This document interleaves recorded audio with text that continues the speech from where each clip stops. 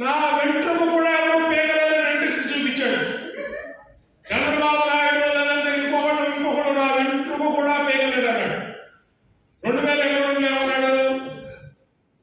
మీరందరూ నాతో ఉండాలన్నాడు. 2023 ఏమన్నాడు? మీరే నా ధైర్యం, మీరే నాకు అండగా ఉండాలి, మీరందరూ నాతో ఉండాలన్నాడు. 2024 జనవరి 20వ తారీఖు తిరుపతిలో ఇండియా టుడే కాంక్లేవ్ లో ఇంటర్వ్యూ ఇస్తూ నేను ఇంటికి వెళ్ళిపోతున్నాను ఆనందంగా.